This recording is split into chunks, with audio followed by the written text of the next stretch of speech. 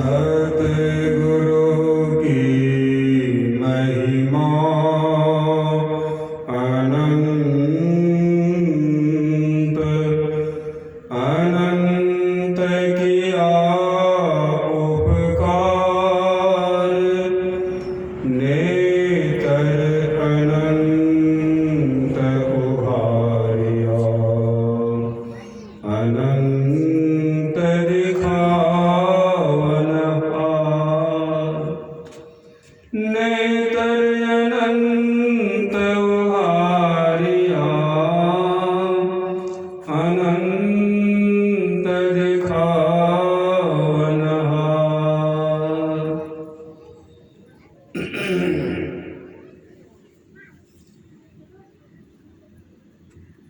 पूज्य संत जन समवेत समादरणीय सज्जन वृंद संत पंथ सत्संग को सुनने आए प्रेमी जन,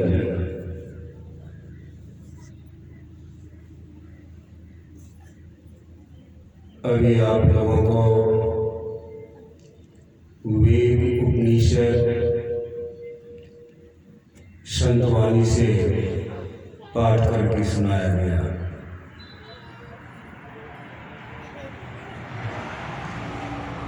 सुनाने का अभिप्राय क्या है?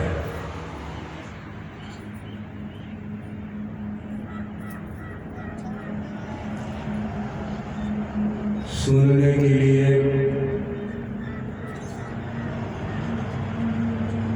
बहुत बातें हैं, बाहर में लोग सुनते ही हैं। बाहर में जो कुछ भी सुनते हैं लोग दूसरे का सुनते हैं।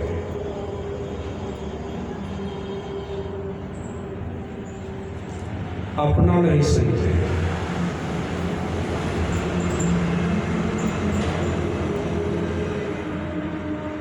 अपना कौन?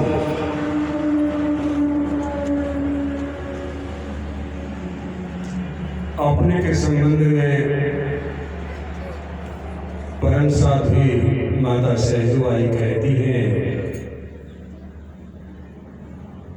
अपनों तो कोई है नहीं, अपनी सगी न दे।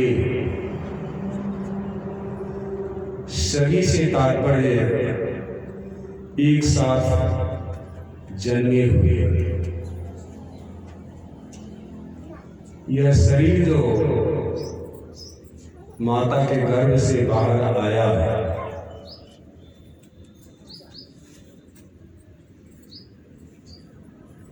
आत्मा ने इस शरीर को पहना। यह शरीर भी अपना नहीं है। कौन कहते हैं? जिन्होंने इसको अलग करके देखा है, जिन्होंने इसको फर्क समझा है,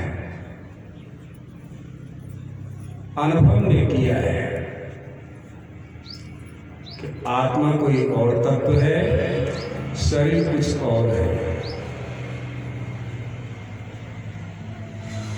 यह शरीर अपना नहीं है और शरीर के माध्यम से ही आप दूसरों का सुनते हैं। इसी जगह है शरीर के माध्यम से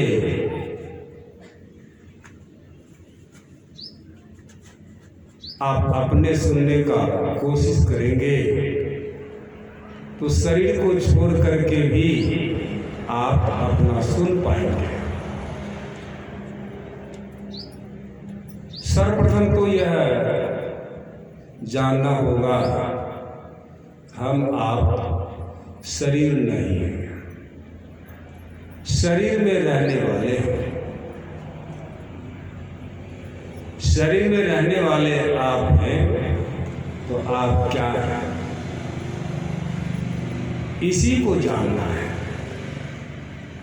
और इसी के जानने में आप उसको भी जान लेंगे जिसके बारे में सुनते हैं ईश्वर है।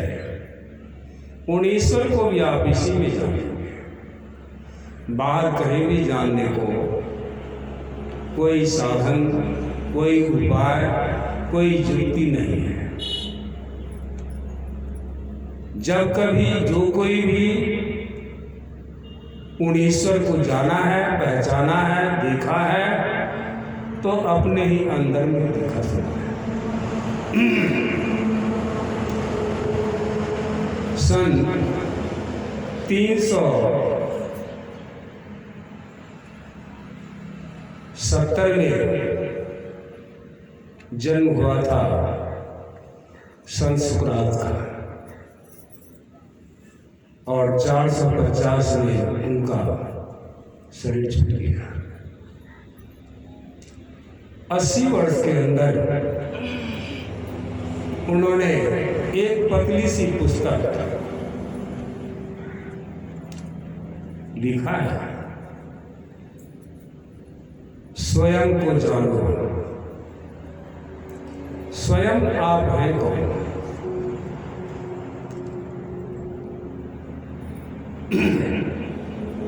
यही आप उपनिषद से भी सुन रहे थे कि यदि इस जन्म में ब्रह्म को जान लिया तब तो ठीक है, अच्छी बात है। यदि इस जन्म में ब्रह्म या ईश्वर को नहीं जाना तब क्या होगा? तो बहुत बड़ी भारी हानि होगी। बहुत बड़ी भारी हानि क्या होगी? तो 84 लाख का चक्कर लगाना पड़ेगा। और यदि इस समय में जान गए तो 84 का चक्कर छूट जाएगा। और जिन जिन महापुरुषों ने यह जानने का कोशिश किया उसमें पूर्ण रूपे परिवर्तन आ गया। आप सुना होगा महामुनि लोमस का नाम। उनके छाती में कुछ बाल थे। एक बाल के झड़ने पर ब्रह्मा का एक जन्म हो गया। इतनी लंबी आयु रखने वाले महामुनि लोमस कैसे थे? एक चटाई रखते थे, जहां शाम होती थी वहां आधा बिछा लेते थे और आधा ओढ़ लेते थे, और सवेरा होते ही उस चटाई को बांध के सिर पर लेकर के चल देते थे। यही उनका अनवरत रूप से कार्य चलते रहता था। तो वह जीवन जीने से ऊब गए थे। एक बार ब्रह्मा से कहा, मिले कि ब्रह्मा जी, हम जीवन जीने से ऊब चुके हैं, आप ऐसा कीजिए कि मैं जल्द ही अपने शरीर को छोड़ दूं। तो ब्रह्मा जी कहते हैं कि आप जिस दिन ब्राह्मण का अपमान कर देंगे उसी दिन आपकी मृत्यु हो जाएगी।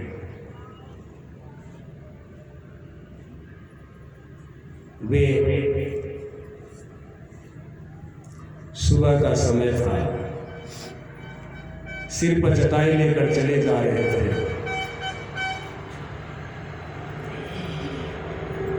रास्ते में मिलते हैं विष्णु जी। विष्णु जी कहते हैं, लोमस मुनि,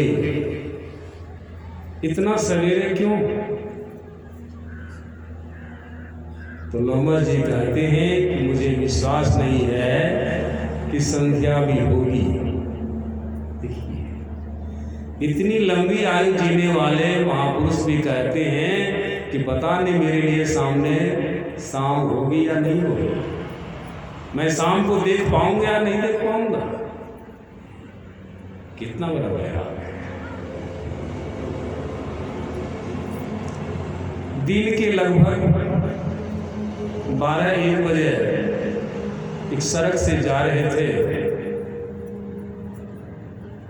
सड़क के किनारे एक पेड़ था, उस पेड़ के बगल में एक छोटा सा गड्ढा था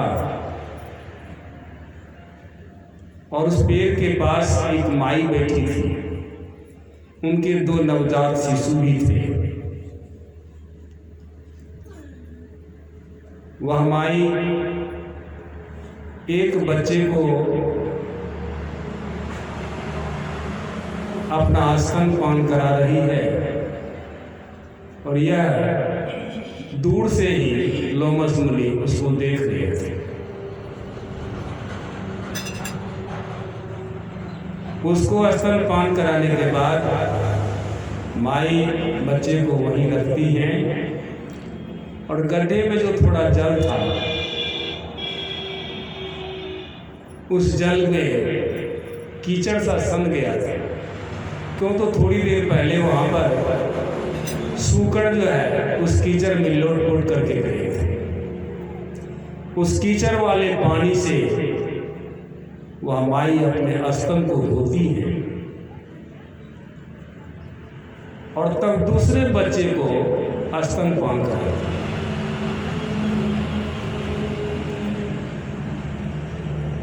यह खेल लोमस मुनि दूर से ही देख रहे थे और धीरे धीरे आ रहे थे। जब नजदीक में पहुंचे तो देखते माई तो अकेली है और 2 संतान है, दोनों तो उन्हीं के संतान है। फिर प्रश्न पैदा हुआ कि जब दोनों संतान उस माई के ही हैं, फिर एक को ऐसे ही स्तनपान कराती हैं और दूसरे को स्तन धो करके पान कराती हैं, कारण क्या है?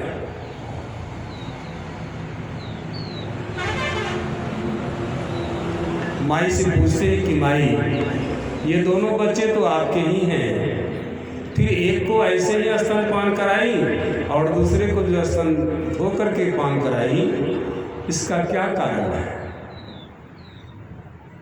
तो माई कहती हैं कि ये बच्चे मेरे पति से जन्मे हुए हैं और दूसरे बच्चे जो हैं ये ब्राह्मण से जन्मे हुए हैं।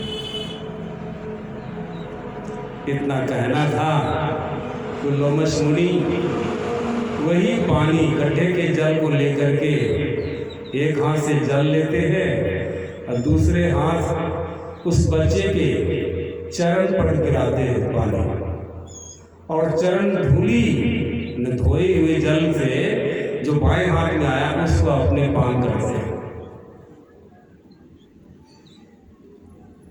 अब बताइए, वे ब्राह्मण का सम्मान किए कि अपमान किए? वे तो सोचे थे अपमान होगा, लेकिन अपमान नहीं, सम्मान हो गया। उनकी मृत्यु क्यों होगी, कैसे होगी? वे अपने काव्य में लिखते हैं, महामुनि लोमस जी महाराज, हम मनुष्यों को भी उपदेश करते हैं, प्रात समय जगिए नितहीन, जब होए न भान उदय न कार्य। प्रातः काल सभी मनुष्य को जगना चाहिए। कब जगना चाहिए? जब हुए न भान उदय न कार्य, जब सूर्योदय नहीं हुआ है, दिन नहीं हुआ है, न कार्य में दिन नहीं हुआ है, शेष रहे निशिके तमहु, निशि में रात्रि का शेष जब रह गया हो, अने तीसरी पहर बीतने के बाद तमहु अंधकार भी है, पुनि देखी आकाश परे कछु तारे। उस समय जो लोग समय का ज्ञान करते थे अति प्राचीन काल में, तो तारे नक्षत्र वगैरह को देख करके समय का बोध करते हैं। अभी इतना समय होता होगा, ब्रह्म वेला हो गया। वे कहते पुनि देखिए आकाश परे कुछ तारे, आकाश में देखिए कुछ तारे होंगे, अभी दिखता है, लेकिन जब सूर्य की लालिमा दे देगी तो सभी ओझल पड़ जाएंगे। उसी समय जगने के लिए कह रहे, ब्रह्म मुहूर्त में जगने के लिए कह रहे। बोल उठे न कहूँ खग के गन, जिस समय कोई चिड़िया भी नहीं बोली होगी उस समय जगिए। जे नरते अघ माधव सारे, अघ मने पापी, माधव मने पुण्यवान। वह कहिए भगवान कृष्ण का यहाँ पर संकेत आता है। जे नरते अघ माधव सारे, संसार के प्राणी मनुष्य माधव उस समय जगते हैं। मानुष जीवन उत्तम है। देखिए कितना सुंदर शब्द का है मानुष जीवन। यह मनुष्य का शरीर जो है बहुत बड़ा उत्तम है, सर्वोत्तम है। इससे उत्तम कुछ और कुछ नहीं हो सकता है। जागिए उठे क्यों न सकारे, मनुष्य का शरीर मिला है, इतना सकारे क्यों नहीं उठ सकते आप? उठिए। जागने और उठने से तात्पर्य है यहाँ पर जीवन का प्रारंभिक अवस्था।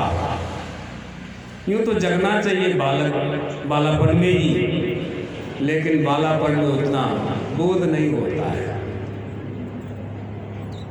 जुवापन में भी जगना चाहिए, लेकिन जुवापन में लोग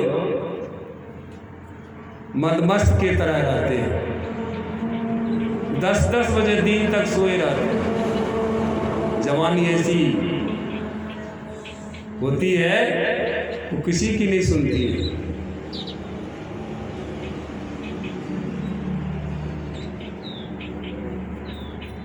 एक महात्मा थे यहीं पर कहते थे,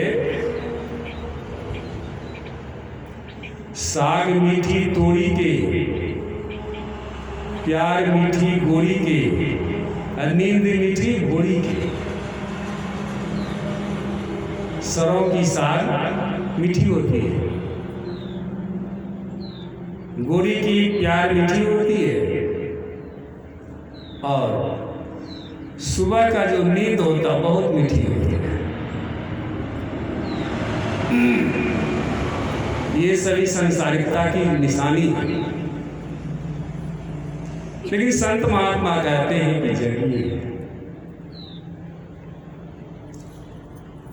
वैसे तो हम आप जगे हुए हैं, लेकिन यह जागने के लिए नहीं संकेत है। जागने का संकेत है माया मुख जागे सवे, सो सूता कर जान, दरिया जागे ब्रह्म दिसी सो जागा परमान। ब्रह्म के तरफ जगिए, ब्रह्म की खोज के लिए चलिए, अपने आप में पहचानिए कि मैं क्या हूं, मैं ब्रह्म हूं।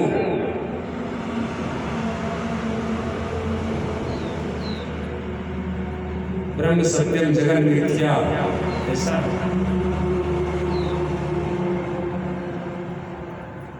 यह जगना होगा। उठी से तात्पर्य आंख से निचले हिस्सा में जो आप पसर कर रहते हैं, यह सोना हुआ ही है, ये सोए हुए ही है। लेकिन थोड़ा सा इससे ऊपर की तरफ उठिए, तब आपका जगना हुआ। तब जग भी गए और उठ भी गए, दोनों हो गए आपसे। तो यहाँ पर कहते कि मानव जीवन उत्तम है, तेहिते जगिए उठ क्यों न सकारे। दोनों शब्द है, जगिए और उठिए। क्यों न सकारे, इतना सवेरे क्यों नहीं जगते? जगिए।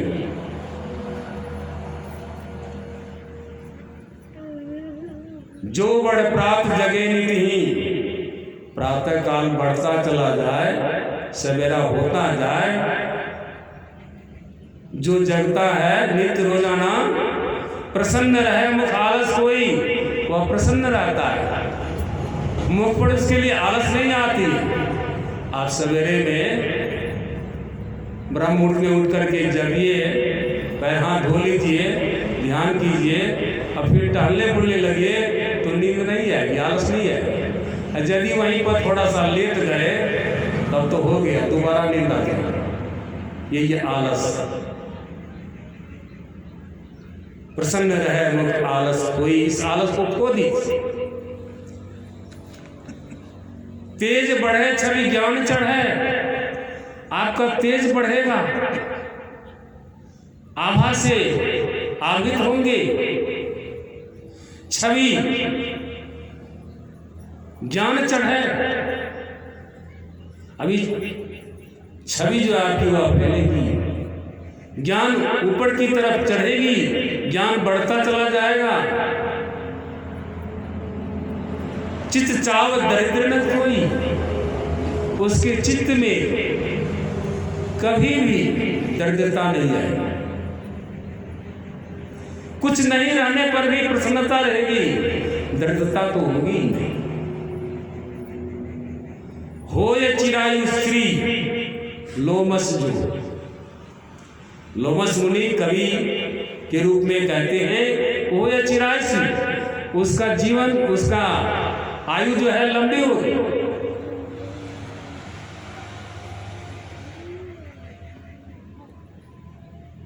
वह चिरायु श्री होगा, उसमें श्री लगा रहेगा।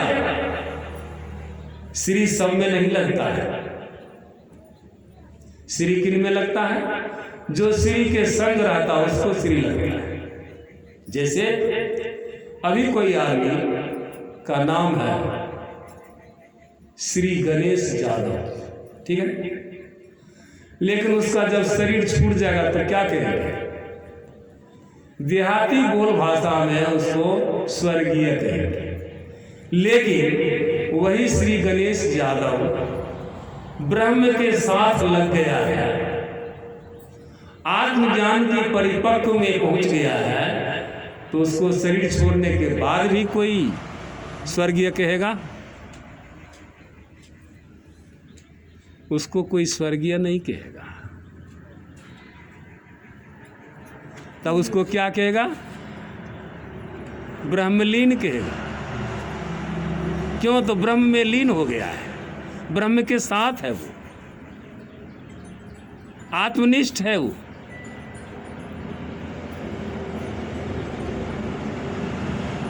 तो उसके शरीर छोड़ने के बाद भी उसको साथ में श्री कहा जा सकता, कहागा। लेकिन साधारण बुद्धि वाले लोग उन्हें स्वर्गीय भी कहेंगे, क्यों? तो उनकी जानकारी नहीं है। क्यों? तो संतवाणी में आया कि संत की महिमा संत ही गावे। संत की महिमा संत ही गाता, दूसरा कौन गाएगा? दूसरे को तो उसका पता ही नहीं है, तो वो गाएगा क्या? ठीक उसी तरह से जो श्री का पता पा चुका है वही श्री कहेगा, सब नहीं कहेगा। जैसे इस घर के पहले मुखिया कौन थे? इस घर के पहले मुखिया थे, मैंने उनसे मिला है सन 1985 में। उनका नाम था श्री तनुकलाल यादव। 1 साल पहले इस घर के मुखिया कौन थे? श्री सुरेश यादव। मैं श्री क्यों बोला आप समझ सकते हैं। इसलिए महर्षि जी के विचार के मुताबिक शब्द के डगर पर चढ़े हुए की अधोगति नहीं होती है। श्री तनुकलाल यादव भी शब्द के अभ्यासी थे, वे नामदान ले चुके थे, सूरत शब्द के अभ्यासी थे। और श्री सुरेश यादव भी शब्द अभ्यासी थे, वे शब्द के डगर पर चढ़े हुए थे। अधोगति तो हो ही नहीं सकती है, इसलिए उनके साथ श्री लगा रहेगा तो भी कोई दिक्कत नहीं है। आम आदमी इसको श्री नहीं कह सकेगा। क्यों? तो आम आदमी इसके बारे में जानता ही नहीं है।